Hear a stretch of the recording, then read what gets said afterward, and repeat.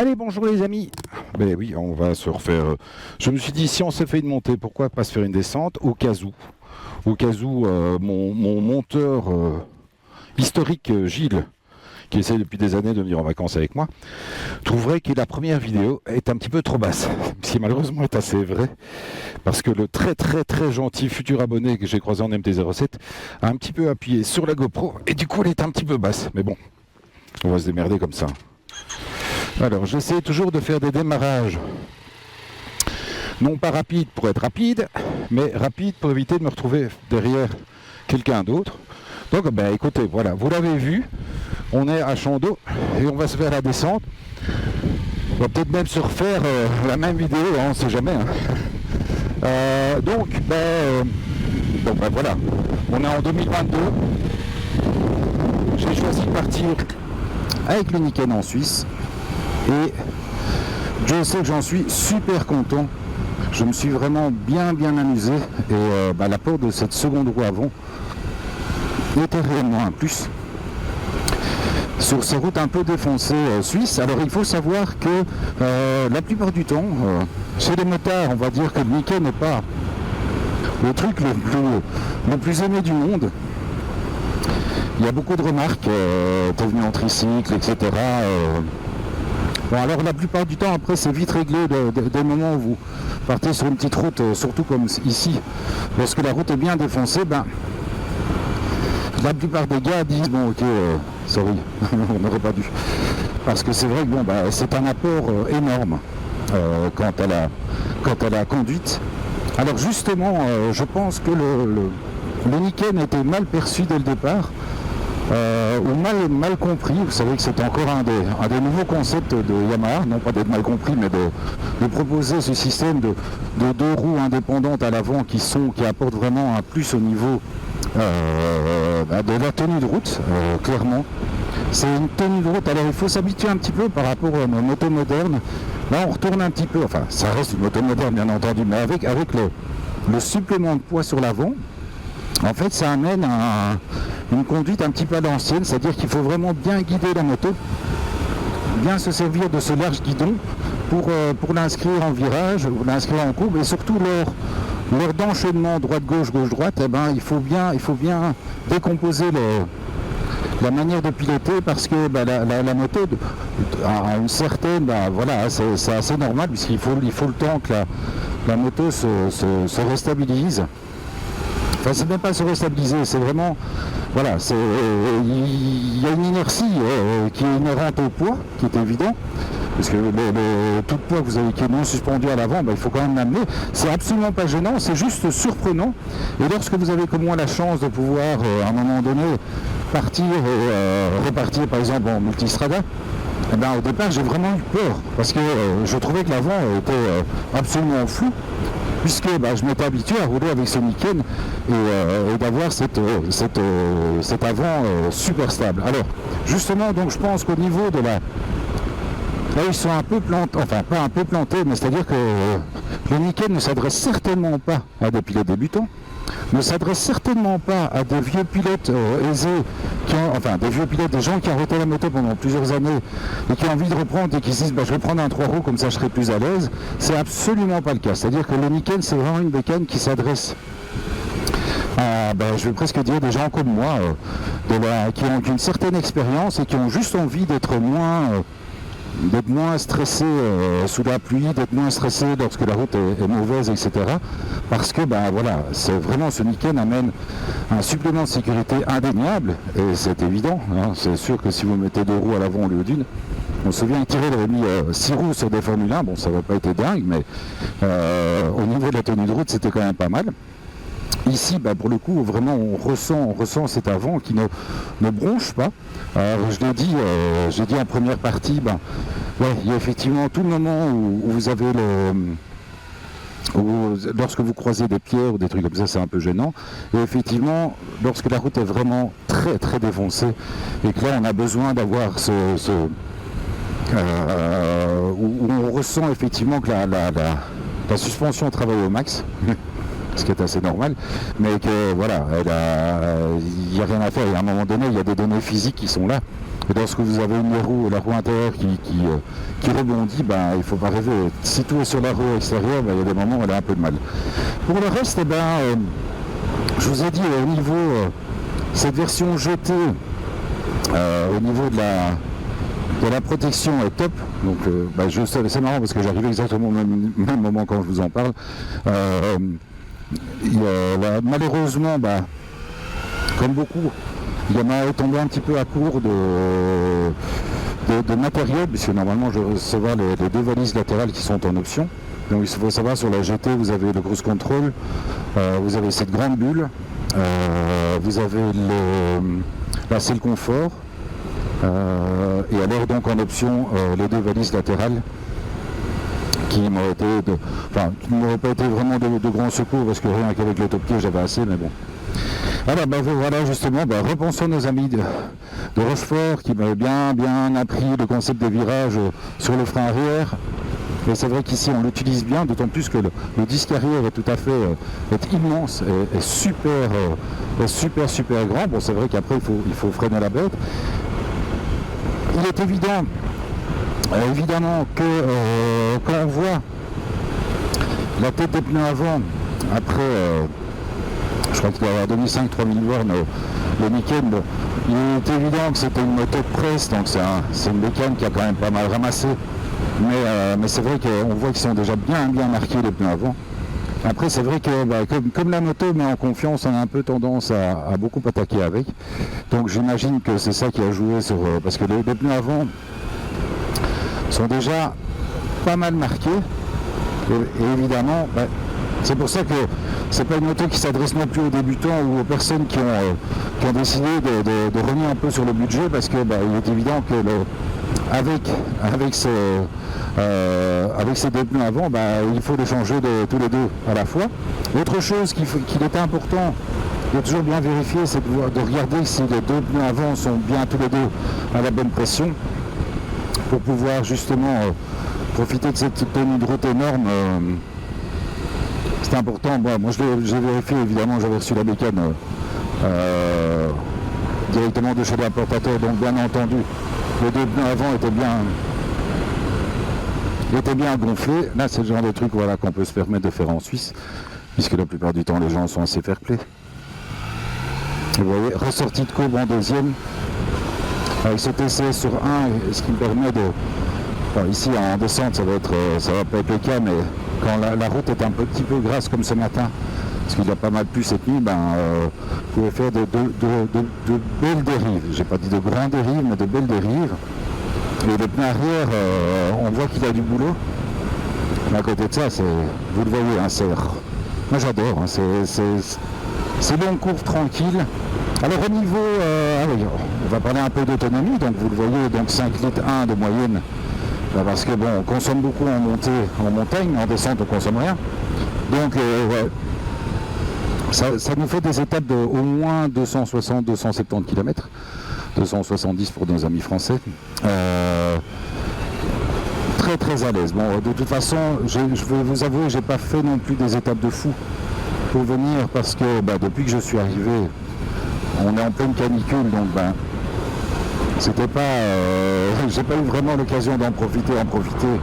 C'est pas tellement que j'ai pas eu l'occasion d'en profiter, mais c'est vrai que lorsqu'il fait comme ça 30 degrés, 38 degrés, on n'a pas spécialement envie de tarder sur les routes, parce que c'était tout à fait effroyable. N'oubliez pas qu'à plus de 38 degrés, vous pouvez même rouler à 300 km/h. Il fera jamais plus frais. Donc voilà. Alors ici je me permets de rouler un petit peu plus fort, parce que je connais la route, mais il est clair que sur des routes de montagne comme ça, évitez de faire le fou, parce que quand vous sortez, ça fait très mal.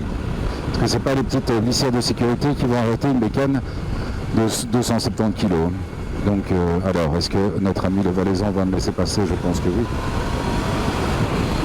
Bon, en même temps, là, je rentre à Vissois, donc il va falloir que je freine un petit peu, parce que c'est 50. 50 en ville, on a dit. Écoutez, moi ce que je vous propose, si vous êtes toujours d'accord et si la GoPro a encore assez de batterie, bah, je vous propose de remonter avec moi jusque Zinal. Tant qu'on est là, hein, regardez, il y a un peu de nuage aujourd'hui, il est temps parce que comme partout ailleurs il fait super sec en Suisse. C'est un peu la cata. Et, et je sais qu'il y a d'autres pays où là on frôle les 45 degrés. Alors il y a quand même un petit dérèglement climatique. Bon, on va pas rentrer dans ces discussions. Surtout qu'en Suisse, j'ai même pas essayé de rentrer dans les discussions non plus parce que faut savoir qu'ici ils sont complètement contre la vaccination et complètement sur le fait de marcher. Oui. Il y a une petite fête cantonale, donc il y a du fondant à volonté. Je vois qu'il y en a certains qui ont déjà un petit peu profité de ce fondant à volonté. Mais vous voyez, hein, sans rire, je me marre. En plus avec ce petit 3 cylindres, la seule chose c'est qu'il ne faut pas éviter de temps en temps de repasser en première pour relancer la machine. Alors ici je ne sais pas ce qu'il nous fait le gars avec la Touareg. Ah voilà, c'est bien pour ça qu'il était important de ne pas dépasser. Sinon je me serais retrouvé un peu gros. Un peu dans la caisse. Voilà. Alors comme me l'a fait remarquer, et c'est vrai aussi, un des abonnés, il trouvait que de temps en temps j'avais des trajectoires assez spéciales sur la montée du Grand Saint-Bernard. Alors d'abord il est certain qu'il faut un peu jongler avec les trous et avec les cailloux sur la route, ça c'est la première chose. Et puis d'autre part, il ne faut pas oublier qu'en Suisse, comme je vous l'ai répété 1 million de fois sur les vidéos d'Africa Twin, il faut toujours virer plus ou moins au milieu de sa bande pour éviter de se prendre de face un gros véhicule ou des touristes pas habitués à rouler sur des routes de montagne qui ont un peu tendance à recouper les trajectoires ou à s'arrêter en plein milieu d'une courbe parce qu'ils sont fait peur. Donc ça c'est un peu, ça peut être extrêmement dangereux. Et vraiment ici, comme partout ailleurs, hein, mais quand vous êtes en montagne, si vous n'êtes pas à l'aise, soyez fair-play, laissez passer les autres. N'essayez pas de rouler au-dessus de vos pompes pour ne pas être dépassé. Sachez que les Valaisans ils habitent ici, donc ils ont un petit peu l'habitude des routes. Donc ils vous rouleront de toute façon plus vite que vous. Et même moi, après même ça peut être un peu con parce que je pense que je vous la sortirai cet hiver. J'ai une vidéo de la montée du Val d'Anivier avec un gars du coin qui roulait avec je ne sais pas exactement quoi. Je vois, à mon avis c'était une CBR 600 ou un truc comme ça, ou une ZZR ou un truc comme ça. Et le mec a vraiment s'est mis un point d'honneur à pas se laisser passer. Il était évidemment en short et en t-shirt, puisqu'ici c'est permis. Alors de nouveau, je ne rentre pas dans la discussion parce que c'est pas le but. Mais bon, moi de toute façon je me suis habitué à être habillé avec mon airbag, etc. Donc même si on me disait que je pouvais, je ne roulerais pas en t-shirt et en short parce que je tiens à mes jambes. Mais donc ce Valaisan, voyant que j'avais une plaque hollandaise, parce que c'est une moto qui vient de chez Yamaha Benelux, donc c'est une moto qui était immatriculée en Hollande, s'est mis un point d'honneur à ne jamais me laisser passer. Et j'ai à un moment donné, moi, vraiment pris du recul, parce que je me suis dit, s'il continue à remettre comme ça des watts, il va finir par se faire mal, même s'il connaissait les routes. Mais bon, c'était juste c'est un gars qui débute. Et effectivement, comme vous le savez, à moto, il n'y a pas 36 solutions. Le seul moyen d'apprendre à rouler, c'est de rouler.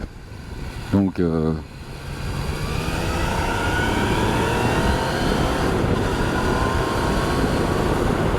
comme je le fais ici, et comme je me fais plaisir ici, quel pied. J'aimerais bien réussir à savoir pourquoi mon micro est... Où es-tu, micro?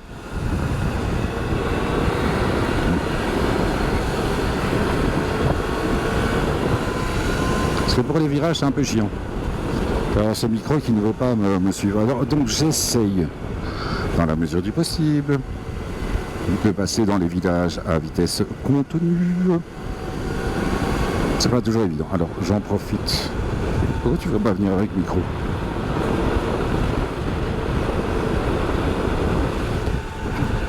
Non. Bon. Il se bloque de temps en temps. Voilà.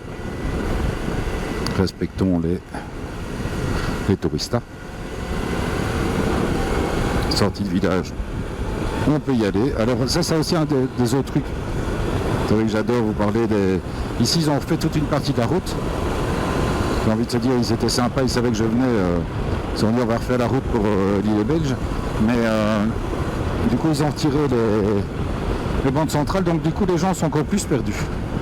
Ils ont encore plus tendance à recouper les courbes et ça reste quand même dangereux. La petite famille qui fait son petit pique-nique. Non, pas trop recoupé. Ça fait vraiment partie des trucs auxquels je pensais tout le temps quand je suis dans le coin. Ne pas trop recouper les virages et ne pas remonter les fils. Putain, ça c'est vraiment dur. Quelle idée quand même de ne pas pouvoir faire de l'interfile. Et bon, bah, a priori, il n'y a pas qu'ici. Hein. Vous avez la même chose. Enfin non, il n'y a pas qu'ici. Je veux dire, il y a vraiment qu'en Belgique qu'on peut se permettre de faire des remontées de fil. Que vous soyez en Suisse, en Allemagne. Alors en France, je sais que c'est toléré de fois de temps en temps. Mais ce n'est pas d'une clarté sans fond. Donc on ne sait jamais exactement si c'est toléré ou juste accepté. J'ai pris effectivement des nationales où il est super interdit de dépasser ou de faire des dépassements rapides, etc. Et j'ai été plusieurs fois surpris parce que j'ai vu pas mal de flics. Alors je dois quand même vous terminer cette vidéo par vous raconter quand même la surprise que j'ai eue. Donc vraiment j'arrive dans le Val-Anivier, toujours être content d'être là. Donc je roule un peu fort, il y avait un peu de circulation. Je fais 2 ou 3 grosses lignes blanches parce que les gens me laissent passer. Et puis à un moment donné, je me rends compte que mon frère ne me suit plus. C'est quand même super mauvais signe parce qu'il me suit quand même très très à l'aise. Ouais, en plus, il habite ici. Je me dis putain, tiens, c'est bizarre, mon frère ne me suit plus. Et là, je vois la cantonale, donc la police suisse, qui arrive avec le biton, avec les lumières et tout à fond la caisse derrière moi. Je venais d'arriver, quoi. Vraiment, je venais d'attaquer le Val-Anivier pour la première fois. Je me dis putain. Bon voilà, ils m'ont chopé, quoi. Ils m'ont chopé au radar ou ils m'ont chopé. Et en fait, pas du tout. C'était pas pour moi, mais j'aime autant vous dire que quand ils m'ont dépassé, j'ai eu la petite goutte quand même, la petite goutte de sueur parce que je reste quand même toujours, même si j'ai tous les papiers, je reste quand même toujours un petit peu stressé. Parce que je roule quand même avec une moto hollandaise, avec un permis belge, en Suisse. Alors je sais que bon, normalement ça va, on est à l'aise, mais bon, hein, on ne sait jamais ce qu'ils peuvent en déduire et ça peut toujours être dangereux. Voilà, ah bah là, on remonte. J'avais déjà fait cette partie de route, je crois. Bah ouais, de Vissois, j'avais déjà... Ah non, j'étais monté par l'autre côté, je pense.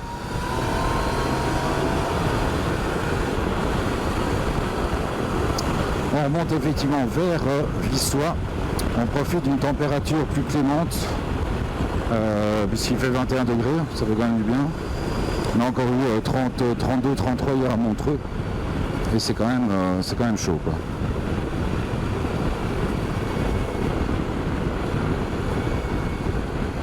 Bon, ça amène évidemment son lot de verre. Enfin, son lot de verre, son lot de verdure. Donc c'est pas du tout sec. Ça c'est le côté positif. Alors j'espère, j'ai bien peur que, parce que je suis censé après cette vidéo, vous voyez le côté familial, vous savez que j'adore vous faire partager mes moments de famille aussi. Elle m'a dit, quand tu auras fini de jouer avec ta moto, tu iras faire des courses. Donc je vais aller faire des courses, mais je sais qu'en Suisse, la plupart des magasins sont fermés pendant midi. Et vu qu'il est midi pile, on va s'arrêter devant le magasin. Et puis donc je vous dis une fois de plus, puisqu'on est arrivé à Zinal, je vous dis une fois de plus un grand merci. Continuez dans les commentaires, les gars. On est 10 000 abonnés. Il faut savoir que vraiment, dès le moment où j'ai eu la jonction 10 000, j'ai commencé à recevoir des offres de partenariat. Alors je vais continuer à faire du partenariat. Je ne veux pas me faire acheter. Je veux rester tout à fait libre de ce que je veux faire. Et donc, comptez sur moi pour toujours être impartial et pour vous dire les points positifs et les points négatifs de chaque bécane que j'essaye. Allez, je vous fais des gros bisous les amis et à bientôt.